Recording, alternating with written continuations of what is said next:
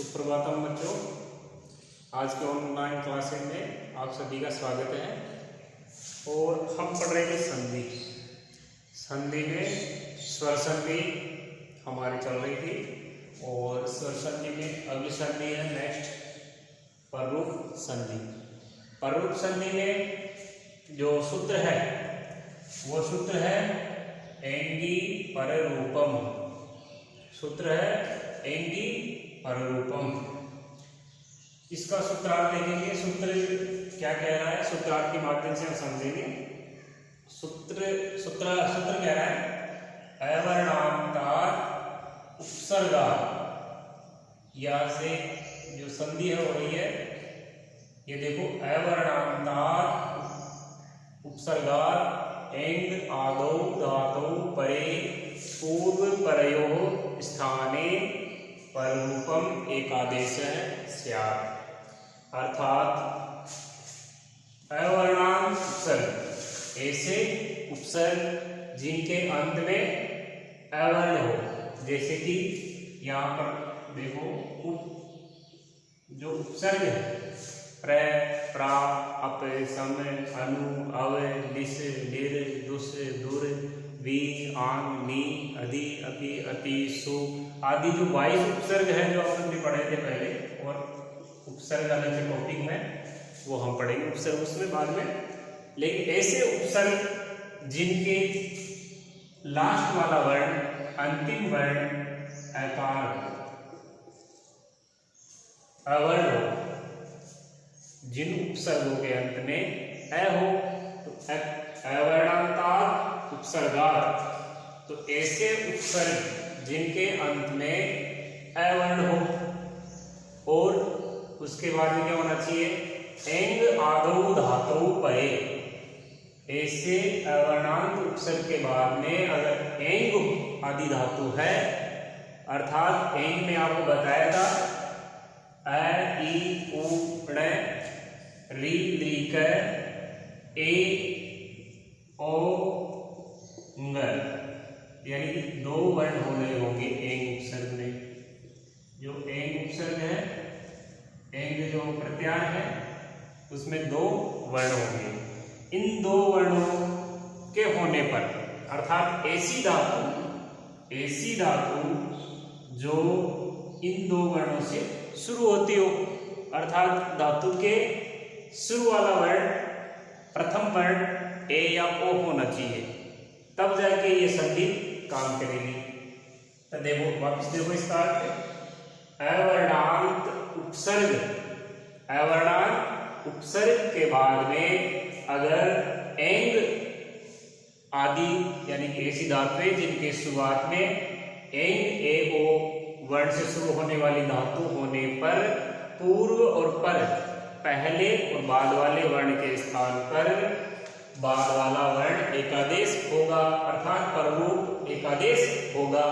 तो यहाँ पर जो काम हो रहा है, पर वाला वर्ण आदेश हो रहा है, इसलिए यहाँ पर इस संधि का नाम रखा गया पररूप संधि। तो ये आया समझ में, एंगी पररूपम। सूत्र ही कह रहा है कि ये सूत्र कौन सी संधि कर रहा है, पररूप संधि कर रहा है। पररूप संधि जब करेगा ऐसे उपसर्ग जिनके अंत में अवर्ण हो, और जो अवर्ण के बाद में ऐसी धातु हो जो एंग प्रत्यार से शुरू हो, अर्थात ए और ओ से शुरू हो, तब जाके पररूप संधि होगी। तो इसको हम उदाहरण के माध्यम से समझते हैं। देखिए, उदाहरण है हमारे पास प्रेजते। उदाहरण है प्रेजते। तो इसमें बनता है प्र, धन, एजते। एज धातु है यहाँ पर, और उसमें आत्मनिपद में बनता है एजते। तो ये प्र, धन, एजते। तो आपको यह ध्यान करना है कि जो प्र है उपसर्ग है, पहली बात तो ये उपसर्ग है, और इस उपसर्ग के अंत में जो वर्ण है वो कौन सा है, अवर्ण है। जो अवर्ण है तो यहाँ भी कंप्लीट हो गया, अवर्णांत उपसर्ग हो गया हमारा। फिर इधर होना चाहिए एंग धातु, एंग आदि धातु होनी चाहिए। तो एंग आदि धातु यहाँ पर ए है, अर्थात ये सूत्र यहाँ पर काम कर रहा है। तो ये क्या करेगा, प्र में तो क्या है, अ है, और इधर क्या है, ए है। तो इन दोनों के स्थान पर ए आदेश कर देगा, पररूप आदेश हो जाएगा। पररूप यानी बाद वाला वर्ड हो जाएगा, और जो पहले वाला वर्ड है वो स्वतः लोप हो जाएगा। स्वतः इन दोनों के स्थान पर ये आ जाएगा। तो इसको मिलाकर लिखेंगे प्र। अब प्र में ए नहीं है, मानो कि ए नहीं है, ए ने अपने स्थान पर ए को स्वीकार कर लिया, तो यहाँ पर ए आ गया। तो ए आने की वजह से यहाँ पर हम मात्रा कर देंगे प्रे, ए की मात्रा प्रे में लग जाएगी। तो प्रे ज पे रूप बन जाएगा प्रेजते। एक बार आप समझे, प्र उपसर्ग, इसके अंत में अवर्ण है, तो अवर्णांत उपसर्ग हो गए, इधर एंग आदि धातु हो गई, और प्र में अ और एजते में ए, अ और ए के स्थान पर पररूप आदेश हो जाएगा, और यहाँ पर बढ़ जाएगा प्रेजते। इसी तरह अगला उदाहरण देखते हैं, उपोषति। इसका संधि विच्छेद होगा उप धन ओषति, ओषति, उपोषति। तो जो उप है ऐसा उपसर्ग है, प्र प्रा अप सम अनु अव अनिसर्ग, तो वो जो उपसर्ग है उनमें उपसर्ग उप क्या है, उपसर्ग है, और ए इसके अंतिम वर्ण जो है वो अवर्ण है। तो यहाँ फॉर्म ये सूत्र बैठ रहा है यहाँ पर। तो अ वर्णांत उपसर्ग हो गया, और इसके बाद में ओ, तो ओस जो धातु है तो ये भी एंग आदि धातु हो गई। तो अ और ओ के स्थान पर क्या हो जाएगा, पररूप, जो बाद वाला ओ है ये आदेश हो जाएगा। अर्थात यहाँ पर ओ आदेश हो गया है, और ओ के स्थान पर, तो यहाँ पर उपधन औषधि को यहाँ से हो जाएगा उपोषति, उपोषति। ये हमारा उदाहरण हो जाएगा। तो यहाँ पर भी उपसर्ग अवर्णांत उपसर्ग हो गया, इधर एंग आदि धातु हो गई, इस वजह से यहाँ पर पररूप संधि होगी।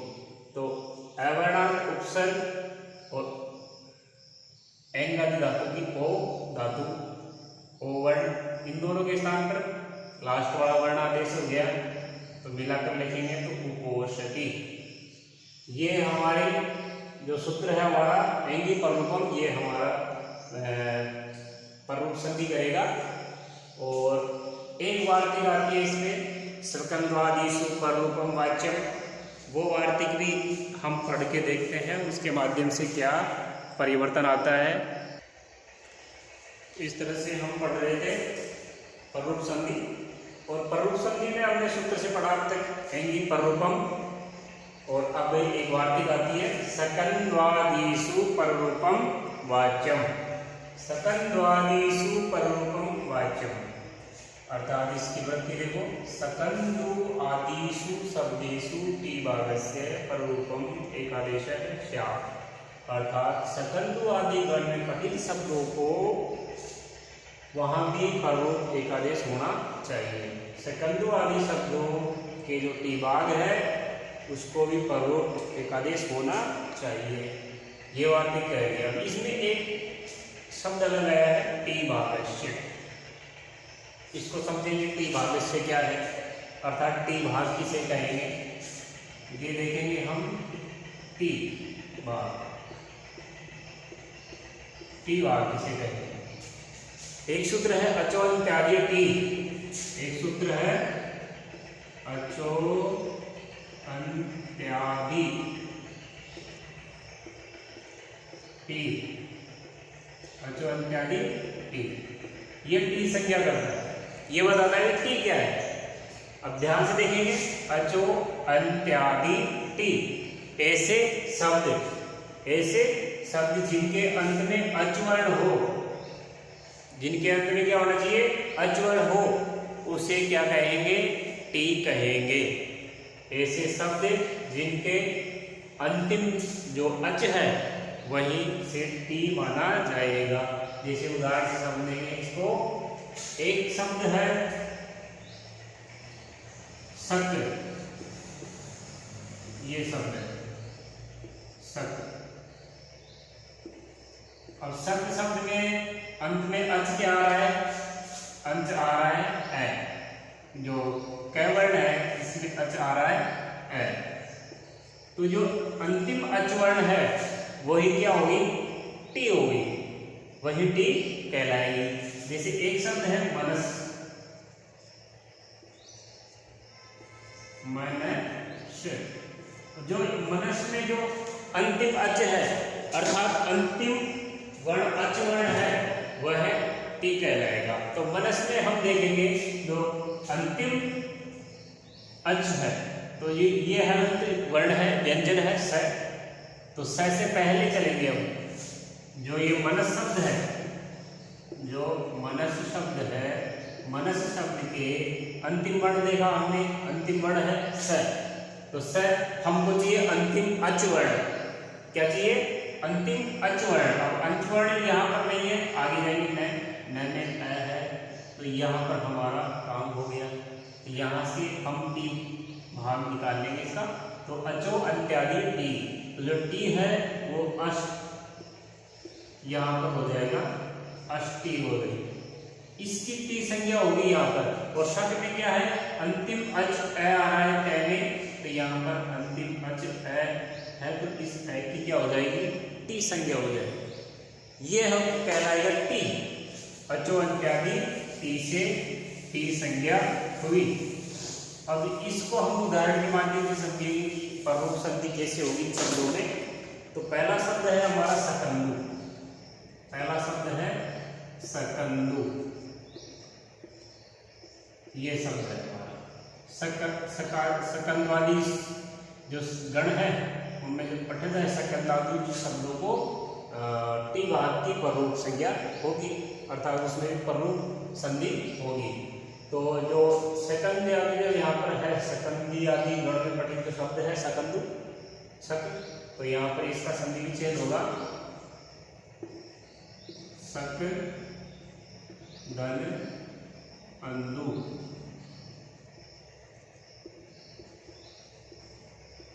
ये हो गया यहाँ पर, तो सक धन अंदु। वैसे होना चाहिए यहाँ पर क्या, सवर्ण दीर्घ संधि, क्योंकि इधर भी ए है और इधर क्या है ए है।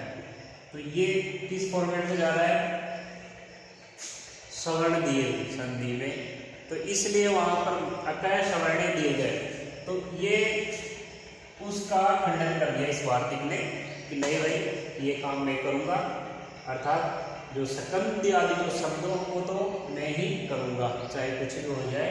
तो इन उसके स्थान पर जो ए है, कहते जो ए है इधर भी ए है, तो उसका लोप कर दिया, तो यहाँ पर सवर्ण दीर्घ नहीं होगा और हमारा क्या हो जाएगा, सक शब्द जो सकंदादि गण में पठित शब्द हैं। तो इस वजह से ये वार्तिक के माध्यम से सकंदवादी सुप्ररूपम वाच्यम, इस वार्तिक के माध्यम से जो सक शब्द है, तो यहाँ पर टी भाग निकालेंगे, टी भाग हो गया है, इधर हो गया है टी भाग हो गया, और इधर प्रमुख जो है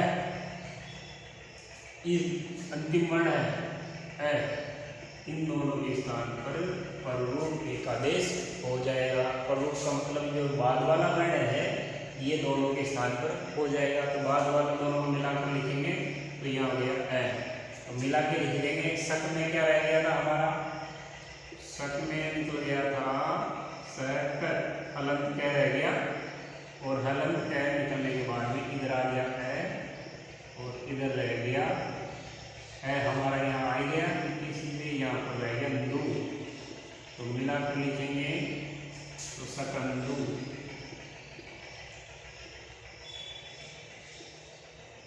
मिलाकर लिखने से बन जाएगा सकंदू। इसी तरह एक शब्द है करकंदू, करकंदू ये शब्द है करकंदू। इसमें भी क्या शब्द है, कर्क, क्या शब्द है, कर्क। तो कर्क धन अंधु। तो यहाँ पर कर्क में भी क्या है, अकारांत है, तो यहाँ पर अकारांत है तो टी भाग देंगे। टी भाग का मतलब है पीछे से, इस शब्द के पीछे से जो स्वर है वो कौन सा आ रहा है, सर्वप्रथम ए स्वर आ रहा है, तो ये ए है, ये टी भाग हो गया इसका, इस शब्द का। तो टी भाग और पररूप जो बाद वाला वर्ण है, इन दोनों के स्थान पर पररूप वाला आदेश हो जाएगा, अर्थात बाद का शब्द का जो है ये आदेश हो जाएगा। तो इसको मिलाकर लिखेंगे तो बन जाएगा ये करकंदू। करकंदू, ये सकंदू और करकंदू। अब एक शब्द है उल्टा, एक शब्द है उल्टा, उल्टा। तो जो इस शब्द का संधि विच्छेद होगा कुल धन अटा, कुल धन अटा, कुल धन अटा। तो ये जो कुल है शब्द है, इसमें टी भाग कौन सा होगा, मैंने बताया था कि शब्द के अंतिम अच वर्ण टी वाले से, अचो अंत्यादि टी, अंतिम अच वर्ण ये क्या कहलाएगा, टी कहलाएगा। तो अंतिम अच वर्ण क्या है कुल में, ए, तो जो ए ये हो गया टी भाग। तो इसके स्थान पर और अंतिम वर्ण इन दोनों के स्थान पर क्या हो जाएगा, पररूप आदेश हो जाएगा। पररूप का मतलब दोनों के स्थान पर ये बाद वाला वर्ण आदेश हो जाएगा। तो तो यहाँ पर कुल में हलंत रह गया, कुल में जो लय था उसमें से ए निकल गया था, ये रह गया हलंत। कुल के बाद में ए वर्ण, धन यहाँ से ए पररूप हो गया, तो यह बचा क्या, टा बचा। तो मिला कर लिखेंगे इसको तो बन जाएगा उल्टा, ये बन गया हमारा उल्टा। इसी तरह हम देखेंगे दो शब्द हो रहेंगे हमारे, पतंजलि और एक है मनीषा। तो पतंजलि में देखो, पतंजलि ये शब्द है हमारा पतंजलि, इसका संधि विच्छेद होता है पतत धन अंजलि, पतत धन अंजलि। अब यहाँ जो पतत शब्द है इसमें टी भाग क्या होगा, देखो सकंद वाली अचो इत्यादि टी, अंतिम अच वर्ण ही क्या कहलाएगा, टी कहलाएगा। तो अंतिम अच वर्ण क्या आ रहा है पतत में, देखेंगे पतत में ये तय है, हलंत व्यंजन है, इधर आगे तय पूरा है, अर्थात इस तय में स्वर वर्ण आ रहा है, अच आ रहा है। तो यहाँ पर निकालेंगे तो क्या आएगा, अंत। ये हमारा टी हो गया, ये हो गया टी। तो इधर से अंतिम वर्ण इधर है, कि इन दोनों के स्थान पर बाद वाला वर्ण आदेश हो जाएगा, अर्थात दोनों को मिलाकर बाद वाला ए आदेश हो जाएगा, अत और ए को मिलाकर ए आदेश हो जाएगा। तो यहाँ पर देखो पतत, तो यहाँ पर अत निकाल लिया था हमने, तो बचा क्या, पत। पत में भी है हलन, और इधर ए यहाँ से होके ए यहाँ आ गया, तो ये ए आ गया धन, बचा क्या, अंजलि, अंजलि। इसको मिला के लिखेंगे तो बन जाएगा पर पूरा हो गया, इसका आगे मिल गया जो हलंत है, पर फिर आगे अंजलि, मिलाकर लिखने से क्या बन जाएगा, पतंजलि। इसी तरह एक और उदाहरण है हमारा मनीषा, इसमें भी देखेंगे कि किस तरह से हो रहा है, मैं नी सा। तो इस शब्द में, मनीषा शब्द में हम देखेंगे जो शब्द है संधि विच्छेद है वह होता है मनस धन ईसा, मनस धन ईसा। मनस धन ईसा। तो हमको चाहिए टी भाग, मनस शब्द से में जो टी भाग है वो चाहिए। तो अंतिम अचवर्ण लिखेंगे पीछे से इस शब्द में। तो अंतिम आ रहा है स, जो हलंत है, इसीलिए किसी तरह का स्वर नहीं है, ये व्यंजन है। इससे पहले न है, इसमें अवर्ण जो है वो है अच। तो यहाँ पर अच निकल, टी भाग निकल जाएगा, न से अ ले लेंगे और हलंत को ऐसे रख देंगे इस वर्ण व्यंजन को। तो अस ये निकल गया टी, इस शब्द का टी भाग ये निकल गया। और इधर से है ईसा, तो ईसा का ई। तो इन दोनों के स्थान पर जो ये वाक्य है सकंदवादी सुपररूपम वाच्यम, ये कह रही है इन दोनों के स्थान पर टी भाग प्लस अंतिम जो वर्ण है इन दोनों के स्थान पर क्या होना चाहिए, पररूप एक आदेश होना चाहिए। और पररूप का मतलब पीछे वाला वर्ण आदेश हो जाएगा, अर्थात इन दोनों के स्थान पर ई हो जाएगा। अब मिलाकर लिखेंगे। तो मनस ने अस निकाल लिया था हमारे पास, तो क्या बच गया, मन। क्या बचा, मन, ये बचा मन। धन जो ई है दीर्घ ई, ये हो गया दीर्घ ई।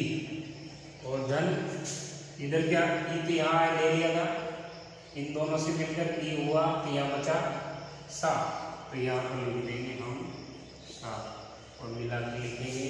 तो जो अंतिम जो ये है हलंत वर्ण, तो ये मात्रा इसमें आकर मिल जाएगी और इसको लिखेंगे म नी सा, और ये बढ़ गया मनीषा। तो इस तरह से हमारी पररूप संधि कंप्लीट हुई। और हमने अब तक जो संधियाँ चल रही थी उसमें स्वर संधि के भेद पढ़ लिए कंप्लीट। और अगली संधि आएगी हमारी व्यंजन संधि। तो इन सभी का दोहरान करें, एक बार और पुनरावृत्ति करें। जयतु भारतम जयतु संस्कृतम।